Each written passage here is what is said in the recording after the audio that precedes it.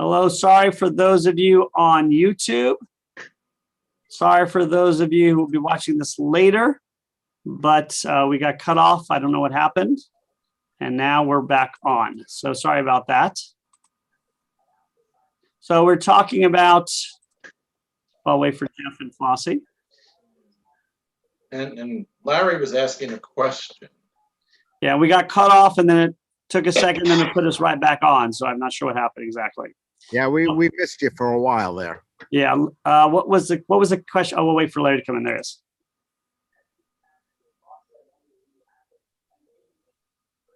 Sorry about that. I did not touch any buttons.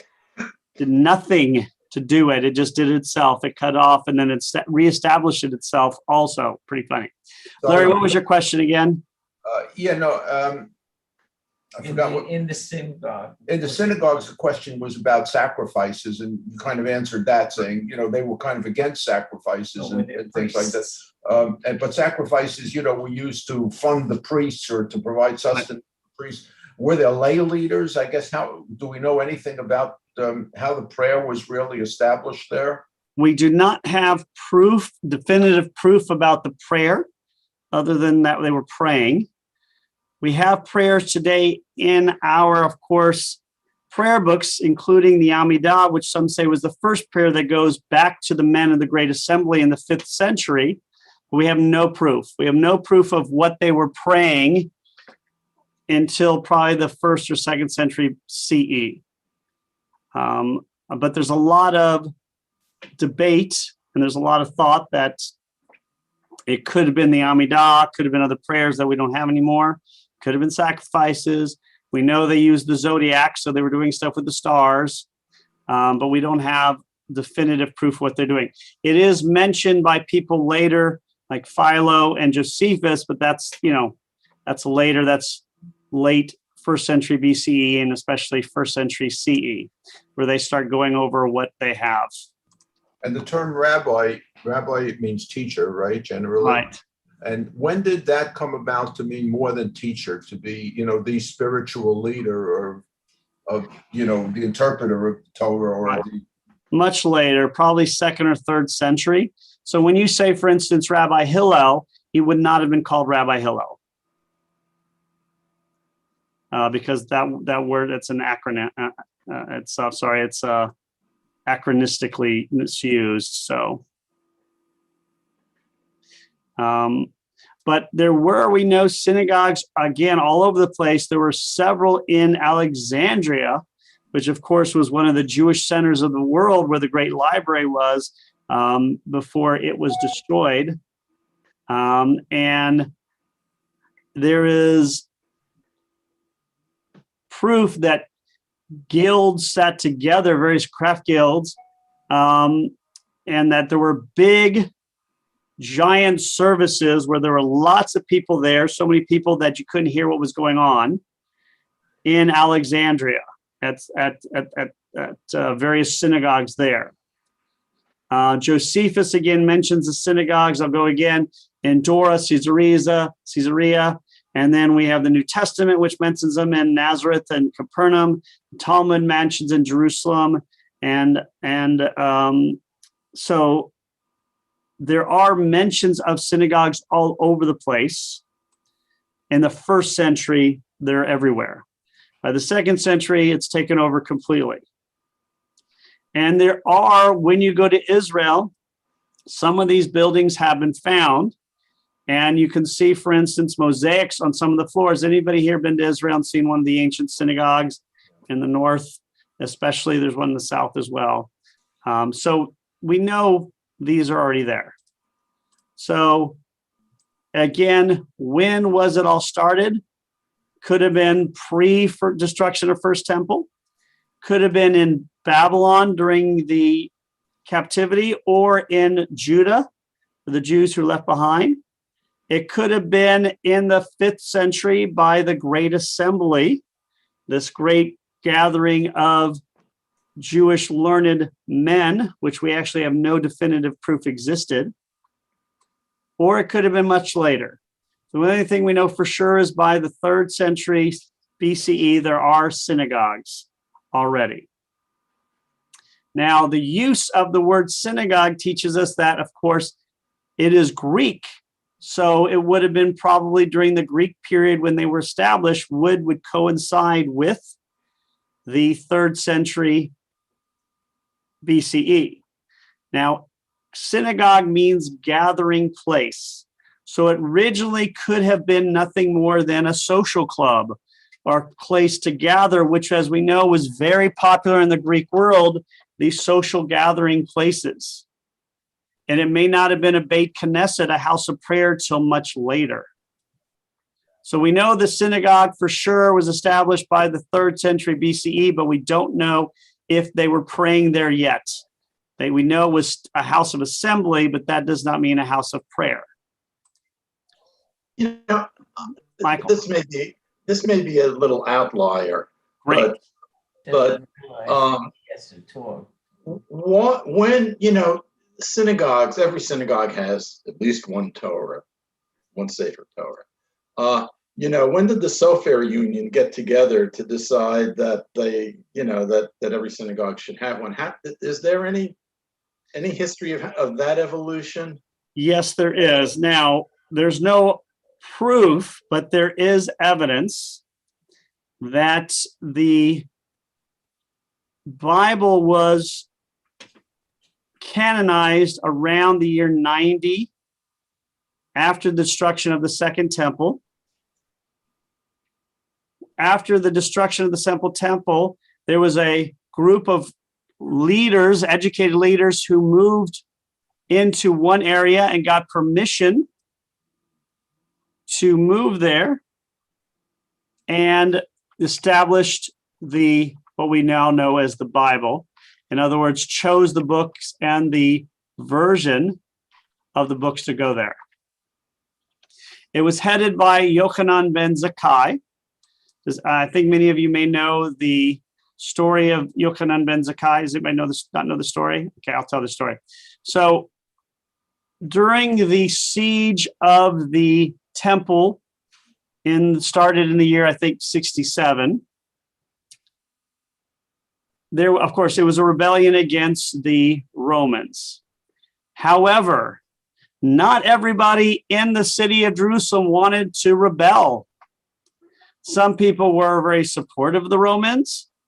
The Sadducees, a lot of Pharisees did not want to rebel. They just wanted, that was not what they wanted to do. And so Rabbi ben Zakkai was a very learned man who was in the city, stuck in the city during the siege with nowhere to get out. And so his students and he faked his death,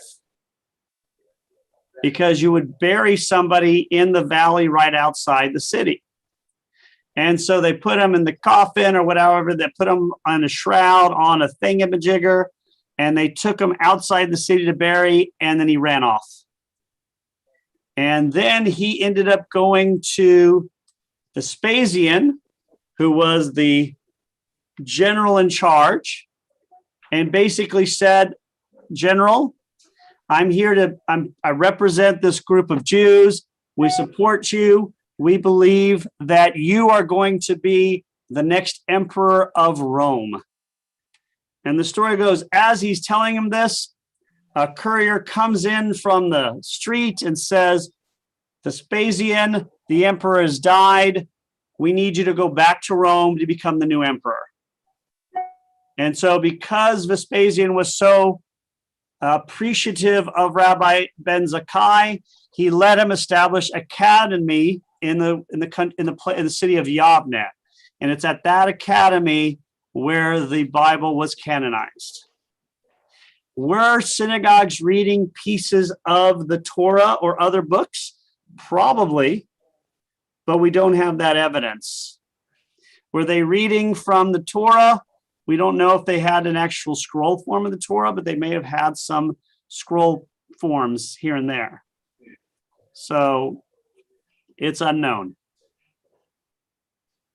But there's no proof, there's no definitive proof that the Bible is canonized in the year 90 or around the year 100 in Yavne. It's just what a lot of people think. No, Rabbi, no, yes. yeah, I want to go back to the sacrificing. Obviously, animals that were sacrificed, the meat went to the priests. It never went to the poor. It never went to feed the poor. Actually, some of it did. Yeah. Some of it was supposed to feed the priest. There was supposed to be money that went to the poor. That was all part of the system. Yeah. And again, as we know, the system can be corrupted not sometimes easier than others, but the system was very obviously corrupted at this time. You see it in the Jewish text, you see it in the Christian texts. So was it going to the poor? Some of it probably was. Was it going to the pockets of people who it shouldn't have been going to? Most likely. So, but we don't know for sure. But seemingly at different times, the temple was ran by honest men who did their very best to help people. And at other times, it was ran by probably men who were not so honest. And so we know there are different periods of time. This period was probably a particularly bad one. And it basically, it all came together. You have the Pharisees and the Sadducees disagreeing. You have the Zealots who want to rebel against Rome. You have corrupt priests. You have messianic characters preaching the end of the world all over the place. You got Rome, who starts to get a little bit less patient.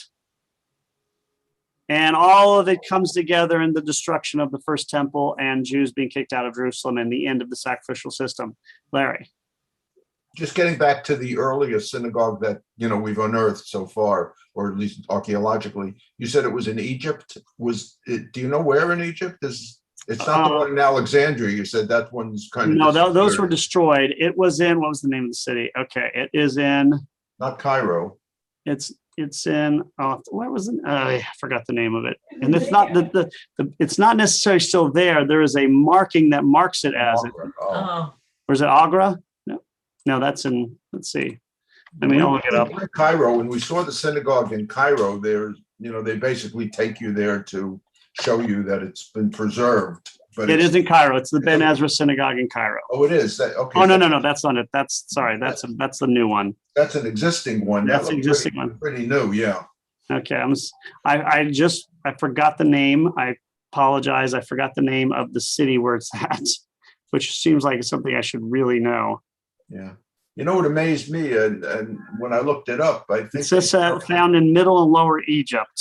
Lower Egypt. Okay. What amazed me was that in Egypt, up until I think the 40s, before the establishment of Israel, there was something like 3 million Jews. Oh yeah, living in Egypt. I mean, that is an enormous number of Jews there. Nobody talks about, reinstatement of Jewish property. You hear about it in Europe, but you don't hear about anything like that in Egypt, and how these Jews were expelled. And I'm sure from other, Mideast countries as well. But Egypt, 3 million was an enormous number. And obviously there's never any talk about Jews getting that from, and the Jews and the Israelis are not pushing for it because they have a pretty strong peace treaty with Egypt right now. So there is no reason to look for restitution when their relationship is so strong. And obviously the other countries, and the same thing with Saudi Arabia, although they didn't have a lot of Jews. In Morocco, Israel's had a fairly good relationship for a long time. So I don't think they want to rock the boat. So they're not going to be going to the UN and using those now we do know the Elephantine Island, there was also a synagogue. That may have been the oldest one. I think that one be one of the oldest. That may be the oldest they actually have found the building. That's it. So I'm gonna have to. Elephantine Islands. Where is that? That is in the Red Sea, just off the coast of Egypt. That is very famous, a very famous Jewish community, because we do have letters from that community back and forth to the Jewish community in Judah, going all the way back to the 1st century BCE. Wow. So those are some of the earliest records or letters we have. Jumping ahead to Europe, when was the first synagogue that we know of in Europe? Do you have That's a any? good question. If you think Europe today, it probably would have been Greece or Rome, I imagine. That's a good question. I don't know the answer to that. Let's see if Google can find it. Depends. I've been to the oldest active ones in the Czech Republic. I've been there, but I don't know the first synagogue. Let's see, that's true. We'll have to look that up. It's not, they do have old ones in Greece and Rome, but they're not as old as those in Africa. So those are not the ones we talk about when the oldest. All right. So I'll have to look that up for next time. I'll look that up for next time. All right. Sorry about that. I don't remember. I know I forgot the city. I just can't see. No, that's great. You're doing great. No, I'm not. I should remember these things. Cities are easy. Of course, I did forget my name the other day. You get an A minus. You get an A minus. Yeah, Move that to an A pretty soon. Let me get the marker. Let me set that for. Let's see if I can look it up this way. That's all right. It's just a trivial question. I'm just curious. No, I want to know because now I'm going to find it. Yeah, I was thinking of more modern Europe, like Germany and France, or any of those countries that Jews may have migrated to. Yeah, and France and Germany, obviously. So the Ben Ezra synagogue is where they found the old Geniza. That's why it's so famous. That's what that is. Okay. Oh, that's the one in Cairo. Yeah, that's the Geniza one. That's why I got confused. Right, that's the one they took us to in Cairo. Yeah, that's where they found. It would have been the most important archaeological find for Jews for like 500 years, except they found the Dead Sea Scrolls about 50, 60 years later, 40, 50 years later. So it kind of it's like, wow, the greatest find. And 50 years later, the greatest find. And we haven't found anything since then that equals those. Any other thoughts or questions? So next week, we're not having a class. The week after, we're not having a class. And then we will have our next class on July 28th. And we're going to look at synagogue architecture. So we're going to look at some of these ancient synagogues. And then we'll also look at some of the more modern ones. So if you have pictures that you'd like to show, please let me know. And if you can scan them in, and we can put them in the thing as well. Because I think many of us have been to some old synagogues around the world. We have a lot of well-traveled people. I happen to have a few pictures of the third oldest synagogue in America. Pretty cool. Where is that? Which one? It's in Savannah, Georgia. Savannah. Oh, Savannah, Georgia. On the Savannah. It's on the Savannah, Savannah, right, Savannah. Savannah in Africa. That's right. What does Savannah mean, by the way? Is that an Indian word? No, it's an African word, I think. Yeah, it means you hear of the Savannah being like a desert kind of, a plain of some sort, right? It says it's just it's what you think, grassy plain and tropical and subtropical region with few trees. Yeah. A large cat of a breed that is, it's also a type of cat. That's a breed between a domestic cat and an African serval. Yeah. Let me throw in a couple of more extraneous things here. Fantastic. That's what I want. Just, I had mentioned also that sometimes you come across these articles and they're pretty interesting. The Jewish Journal of Jackson, published in the Jewish Federation of Ocean County, which is where we live in New Jersey, Ocean County. They had an interesting article. What is a ketubah? Where did it come from? Oh, that's a good question. And that's another interesting discussion of the whole idea with the ketubah and the fact that, not only was it a contract, but there was actually, things exchanged. Yeah, it was a legal binding contract. Legal binding for it. Yeah. A couple of other things that we could do a class on that as well. Yeah, I was thinking that could be part of like the Jewish Mishigas kind of thing, or the Jewish custom. The first Israeli. Everything I do is part of the Jewish Mishigas thing.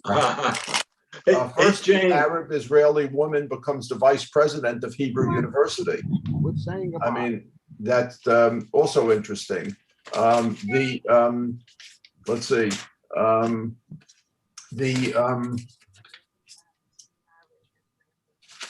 Israel breakthrough in cancer. Elie Wiesel is memorialized with a bust at the Washington National Cathedral. There's only about 4 people that have been memorialized with busts now, and Elie Wiesel is one of them at the cathedral.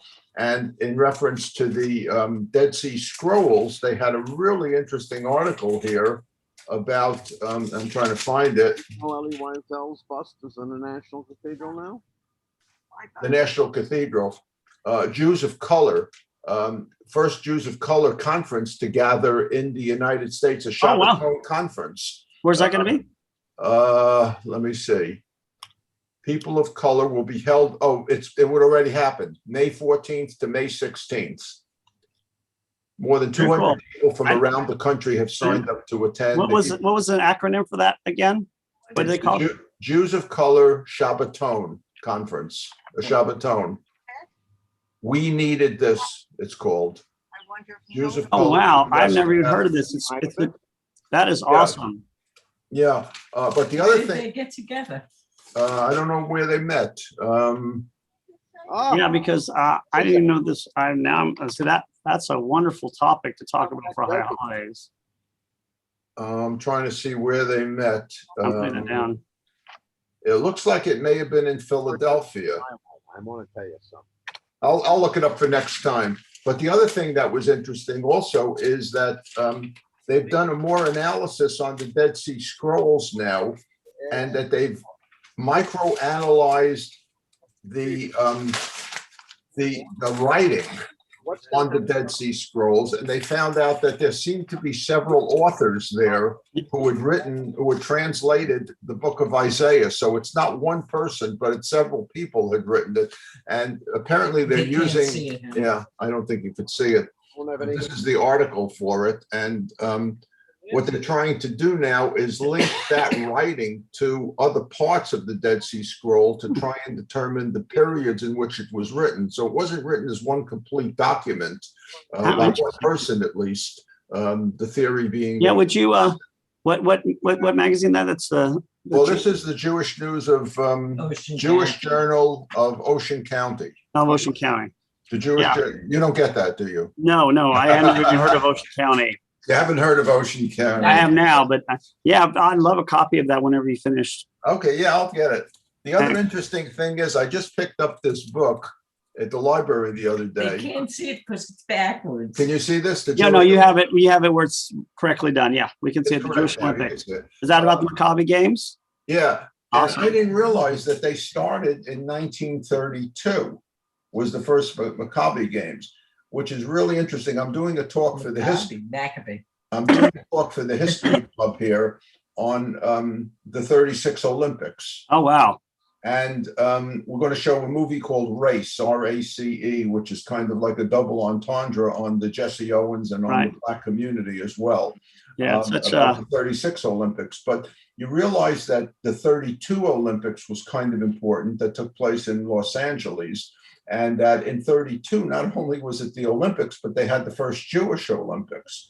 And the stories that go along with, as well as the Jewish part of it and the protests, in the United States, well, should we boycott the Olympics or not? And with the Olympics coming up, so the History Club, started. that's a great topic Yeah, so that might be on an several interesting levels. topic. I could do it again for us. I'm putting together the slides right now for the History Club for next week, Yeah, I'd love to see that as well. as Because well as the movie. So we could since show you're doing, that. since you're doing all the work, would you send me all the work? Certainly. Thank- I'll thank- show you I'll give you all my Thank- keynote slides. That would be awesome. And I want Okay. Noel, before we finish, I want Noel to be able to, Sure. Yeah, have we discussed modern anti-Semitism today? I think we have, but I'm We happy to do it talked- again.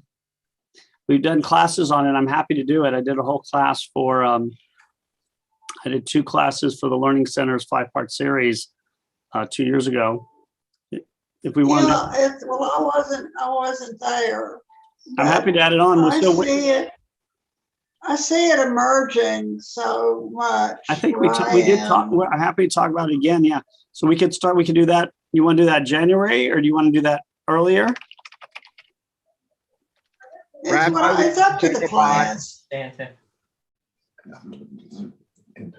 And okay, I'm just typing down other things you might want to talk about. So the anti-Semitism in the Ketubah. I think it's a great topic. I think we've talked about the evolution of anti-Semitism and how it changes to meet the needs of the day. and it can be very clever. And it is, and basically right now, anti-Semitism is masked as anti-Israel in many cases. And that ties really into the Olympics in 36. Yeah, the Olympics whole again. ideology, but that's why we're doing it now, actually, as part of that, is. Right, you can talk about the issues of anti-Semitism race, and the issues Aryan of race. religion, yeah. And Jesse White Owens, of supremacy. course, is most famous for it, but he comes back to the United States and he's poor and he can't get a job, and basically, that's something that wouldn't happen today because the athletes are so prominent, but back then it was just how it was. Larry? Also, Jewish athletes were impacted also. Oh yeah, Oh, yeah, that was part Marty of it. Glickman's Marty probably the Glickman. most Marty famous. Glickman, famous story, right. Yeah. Marty Glickman never ran. I think Yeah. Agnes Coletti also couldn't. She had to wait till 1948. Yeah, Hitler did give in and allow one Jewish athlete to participate. She was a fencing girl for Germany.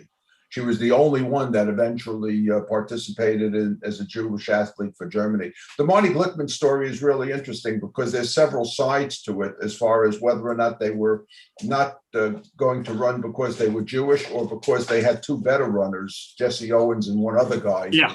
And they were actually faster.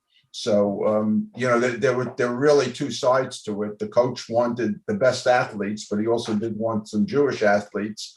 But yet he did pick, in the end, he picked the two black athletes who were better runners than Glickman and the other fella. Yeah, I mean, that's Yeah. always And they the won the debate. gold medal in the 4x100. Right.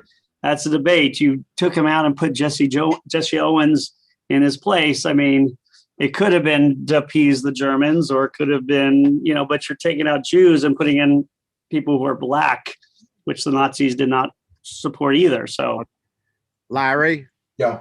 one of the books you should be reading, you probably have read it, but it centers on the 36 Olympics, is the famous book, Boys in the Boat.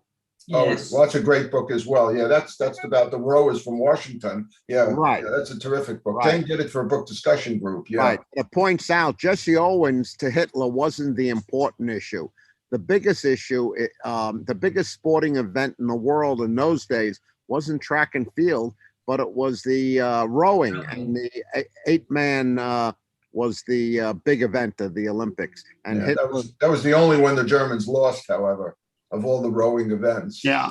Yeah. So they did very well in the 36 Olympics as far as medals. Oh, the Germans The dominated. Germans We dominated. always talk about Right. Jesse Owens, but Germany just, of Right. course, they're probably shooting up steroids. They had all these things they were doing. And That's the whole other story because they were all military.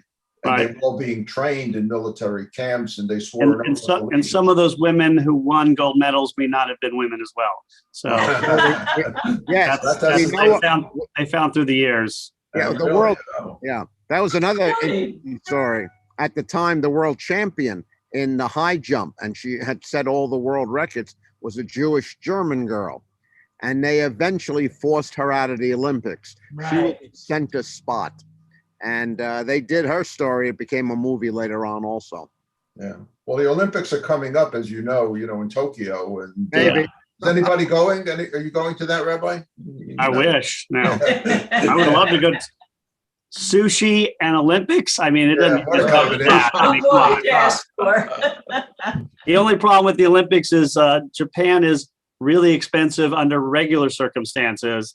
Under Olympic circumstances, I have a feeling it will be very expensive. Well, But I that's- would love it. I'll sleep on the They've floor. got concerns about COVID there now Yeah. as well. That's another story.